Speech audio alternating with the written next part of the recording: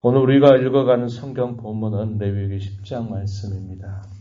우리가 레위기 8장, 9장, 10장의 내용에서 확인하고 있는 내용은 제사장 직분이 처음 시작하게 된 내용들이 소개가 되고 있는데요. 8장에서는 제사장직을 수립합니다.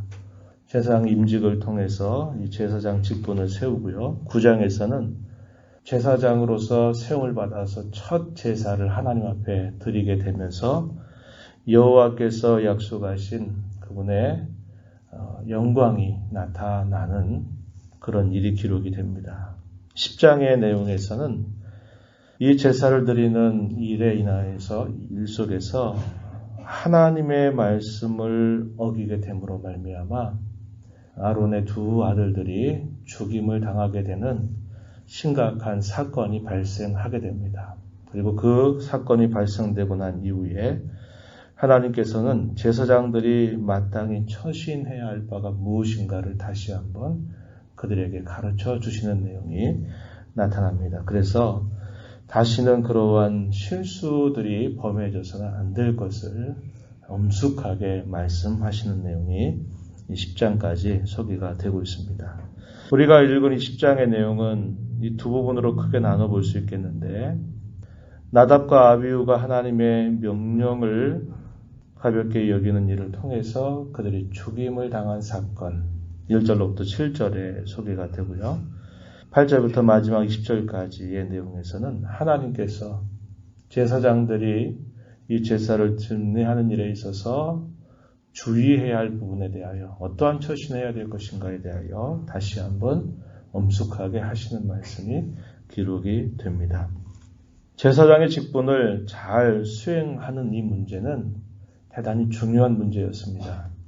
제사장은 백성들 앞에서는 하나님의 위엄을 나타내고 하나님 앞에서는 그 백성들을 대표하는 성격이 있습니다. 그래서 백성과 하나님 사이를 중재하는 그런 중요한 역할을 맡은 사람들입니다. 그래서 이 제사장들이 그 제사를 올바르게 잘 집례를 하게 되면 하나님과 그 백성들 사이에 화해가 이루어지고 또 제사를 드리는 사람과 하나님과의 관계가 회복이 되는 귀한 일이 따라오지만 그러나 그 일들을 제대로 감당하지 못하게 될 때는 그러한 길이 차단되어 버리는 일이 생기게 되는 것이죠. 그만큼 이 제사장의 역할이 대단히 중요하다라는 것을 분명하게 보여주고 있습니다. 오늘 우리가 읽은 말씀 중에서도요, 6절 중간에 보면은 그런 말씀이 있죠. 그리하여 너희가 죽음을 면하고 여호와의 진노가 온 회중에게 미침을 면하게 하라. 제사장의 잘못으로 인하여서 여호와 하나님의 진노가 온 회중에게 미칠 수 있다라는 말씀을 해주시게 되죠. 17절 가서도 보게 되면은 17절 하반절에도 이렇게 말합니다. 이는 너희로 회중의 죄를 담당하여 그들을 위하여 여호와 앞에 속죄하게 하려고 너희에게 주신 것이다. 그들이 먹는 음식에 있어서도 철저한 규정을 지켜야 된다는 것을 말씀하는데 설명 가운데 그런 말씀이 나타나는 거죠. 회중의 죄를 담당하여 그들을 위하여 여호와 앞에 속죄하게 하는 일이다. 그래서 이 제사장들의 처신은 대단히 중요하다라는 것을 분명하게 보여줍니다. 그래서 이 제사장 직분을 어떻게 수행하느냐 혹은 감당하느냐에 따라서 이것이 백성 전체에게 있어서도 큰 영향을 미칠 만큼 중요한 일이었다고 하는 겁니다. 그런 배경에서 우리가 이 앞에 벌어진 이 사건을 살펴봐야 한다는 것이죠.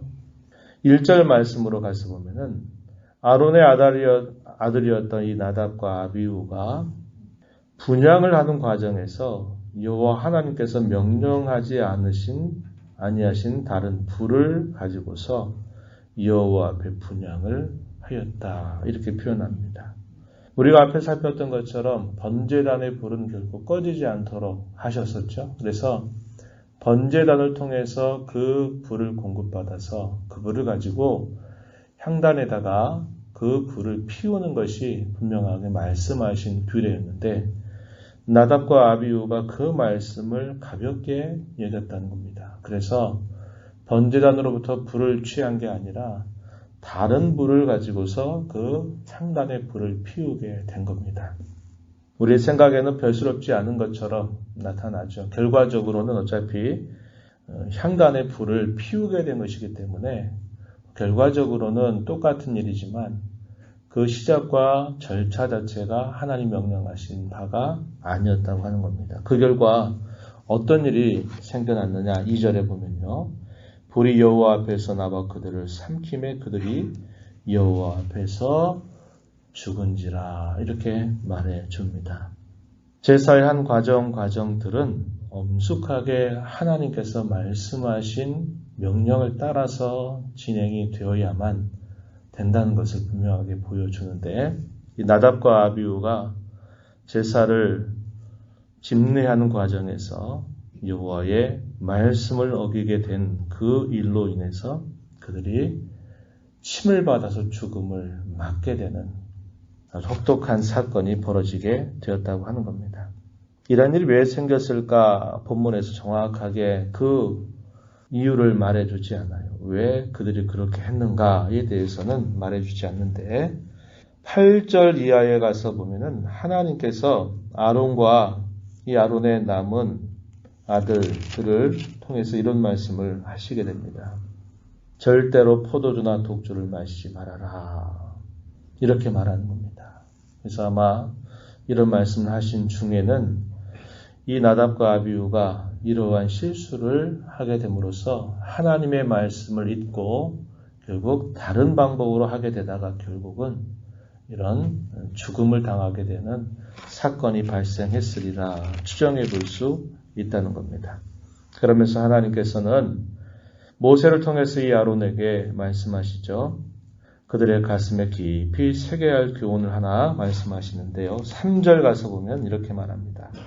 모세가 아론에게 이르되 이는 여호와의 말씀이라 이르시기를 나는 나를 가까이 하는 자 중에서 내 거룩함을 나타내겠고 온 백성 앞에서 내 영광을 나타내리라 하셨느니라. 여호와 하나님께로부터 받은 말씀을 모세가 아론에게 그대로 전달합니다. 아론은 어떤 상태였나요? 그의 두 아들을 처참하게 잃어버리는 그런 참혹한 사건을 맞게 됐습니다. 그것도 불의의 사고가 아니었습니다. 하나님의 성전에서 하나님께로부터 심판받아서 죽음을 당한 사건을 맞이했어요. 그의 심정이 어떠했으리라 하는 것은 우리가 어느 정도 상상해 볼 수 있을 것입니다. 그런데 하나님은 이 아론에게 분명히 이 사실을 가슴에 새길 것을 이야기하는 거죠. 나는 나를 가까이 하는 자 가운데서 내 거룩함을 나타낸다. 온 백성 앞에서 내 영광을 나타낸다. 하나님을 더 가까이 모시는 자, 제사장의 직분이 그러하죠.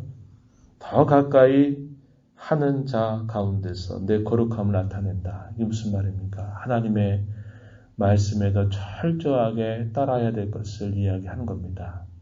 그래서 그 말씀을 잘 따르게 될 때에는 하나님이 약속하신 것을 주시지만 그 말씀을 경히 여기게 될 때에는 하나님께서 그에 대한 합당한 벌을 내리신다는 것을 표현하고 있는 겁니다. 우리말에도 그런 말이 있잖아요. 가까운 사람일수록 더 예의를 지키라 하는 그런 말을 우리가 가끔씩 할 때가 있죠. 하나님을 가까이 모시는 사람, 하나님을 가까이 하는 사람은 하나님의 거룩하심을 더 귀하게 여겨야 된다라는 것을 분명하게 이야기해 주시는 겁니다. 이 말씀의 뜻이 무엇인가를 아론은 충분히 이해했습니다. 그리고 아론은 어떻게 대응합니까? 잠잠했다. 이 말은 그 말씀이 옳다고 그대로 받아들이고 자식을 잃어버린 그 슬픔에 대해서도 그 슬픔을 표현하지 않고 마땅한 것으로 그것을 승복하는 태도를 이렇게 표현했습니다. 성소 안에서 죽임을 당했던 나답과 아비후의 시신을 누구든지 접촉하게 되면 부정하게 됩니다. 부정하게 되면 성전에서 어떤 일을 행할 수가 없게 돼요. 우리가 이런 정결과 부정에 대한 규례들을 이제 11장에서부터 우리가 읽어가게 되는데, 부정의 개념은 바로 그겁니다. 부정하다라는 것이 확정이 돼버리면 결코 성소에 나아갈 수 없었어요. 그래서 이 부정을 정결하게 하는 절차를 반드시 통하고 나서야만 성소에 나아갈 수 있었다는 겁니다. 제사를 드릴 수 있었다고 하는 거예요. 그래서 하나님은 제사장들에게 이 일을 처리하게 한 것이 아니라 이 시신을 바깥으로 처리할 때 바로 그의 사촌들을 데리고서 그들의 시신들을 바깥으로 매어내게 했다고 이야기해 줍니다.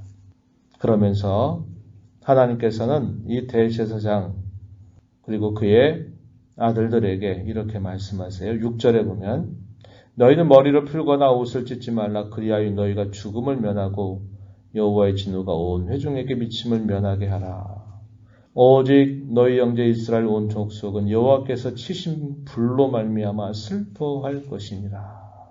애도조차도 하나님은 금지했습니다. 특별히 대제사장의 경우에는 자식들의 죽음, 그 죽음에 대해서도 애도하지 못하도록 하셨고, 특별히 이 사건에 있어서는 하나님께서 엄정하게 그것조차도 너희가 슬퍼하지 말아라. 너희가 슬퍼할 일이 있다면 죄로 인하여 슬퍼할 것이지 결코 이 죽음으로 인하여서는 슬퍼하는 것조차도 허용하지 않으셨습니다. 만약에 이런 슬픔이 표현되게 된다면 백성들 가운데 엉뚱한 일로 인하여서 그 백성들이 또 범죄할 수 있는 일이 발견될 수 있는 것이죠.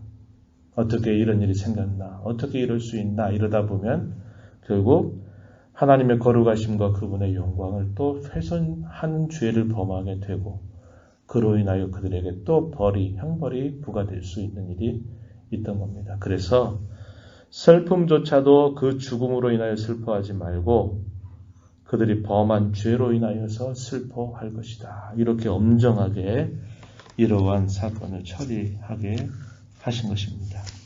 그리고 난 다음에 이제 8절 이하에 보면은 제사장은 회막에 들어가게 될 때 절대로 포도주와 독주를 마시지 말라라고 말씀을 하시게 됩니다. 이것은 대대로 지킬 영영한 규례다 이렇게 말씀합니다. 왜냐하면 그러한 것이 결국 사람의 정신을 흐리게 해서 여호와의 명령을 잘못 대하게 되는 큰 실수를 범하게 되고 그로 인하여 결국 또 형벌을 받게 되는 일들이 따라오기 때문에 그것을 금할 것을 이야기하십니다. 그렇게 하면서 그들로 하여금 그들이 중요한 본분에 대해서 말씀해 주시는데요. 10절 가서 보면 거룩하고 속된 것을 분별하며 부정하고 정한 것을 분별하고 모세를 통해서 모든 규례를 이스라엘 자손에게 가르칠 것이다. 이렇게 말씀을 하시게 됩니다. 제사장의 중요한 본분이 그들에게 정결과 부정을 잘 분별해 주는 겁니다. 부정한 상태에서 제사를 드리게 될 경우 그것이 결국 그들에게 벌로 주어지기 때문에 이런 역할들을 잘 감당해야 될 것을 이야기해 주시게 됩니다. 우리가 이 말씀을 통해서 분명하게 확인하는 것은 뭐냐? 하나님은 거룩함을 요구하시는 분이시다라는 겁니다. 오늘 우리가 복된 주일을 맞아서 또 예배를 하나님 앞에 행하게 되는데 예배의 각 순서를 맡아서 그 순서를 진행하는 이들이나 또 그 순서에 참여하는 모든 성도들이 하나님이 어떠한 분이신가? 그분은 우리에게 거룩함을 요구하시는 분이다라는 것을 우리가 기억하면서 말씀을 전하는 목사는 또 그 자리에서 그리고 찬양대로 수고하는 이들은 또 찬양하는 자리에서 곳곳에서 주어진 역할을 감당하는 이들은 그 자리에서 하나님 보시기에 합당한 그런 마음가짐과 태도를 가지고 우리에게 주어진 이 일들을 감당해야 한다는 것을 배우게 됩니다. 오늘 주님이 저와 여러분을 은혜의 자리로 초대하셔서 복 주시겠다고 은혜 주시겠다고 약속하신 날이니만큼 우리 각자에게 주어진 자리에서 하나님을 향한 합당한 마음을 잘 준비하고 하나님 기뻐하시는 그런 신앙의 자세를 가지고 잘 감당함으로 그 신은혜와 복을 함께 누리는 우리 모두가 되기를 진심으로 바랍니다. 하나님 아버지 감사합니다. 이 새벽 시간을 또 저희들에게 허락하셔서 주 앞에 불러주시고 복되고 거룩한 주일 새벽 시간부터 또 하나님 앞에 경배드리며 또 오늘도 저희들에게 주시는 말씀을 귀 기울여 듣게 하시니 감사드립니다. 죄 가운데 살았던 인생들, 부정과 속된 것에 살았던 인생들을 하나님께서 건져주셔서 거룩한 백성이 되게 하시고 거룩하신 하나님의 품성을 따라서 저희에게 거룩함을 기대하고 원하시는 하나님의 마음을 잘 알아가는 저희가 되게 하여 주셔서 예배의 자리나 또 저희들이 함께 교회에 속하여서 이런저런 일들을 감당하게 될 때에 하나님께서 바라시는 그런 거룩함을 저희 마음에 깊이 생각하면서 하나님 앞에 성실하게 믿음으로 잘 감당하는 저희들 모두가 되게 하여 주옵소서.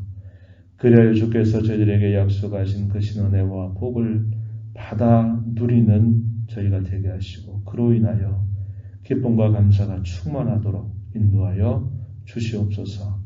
오늘도 복된 주일을 맞아서 저희들이 행하는 이 모든 일들 속에 각자의 맡겨진 자리에서 이러한 하나님의 기대하심을 마음에 깊이 생각하면서 저희들이 참여하도록 인도하여 주옵소서.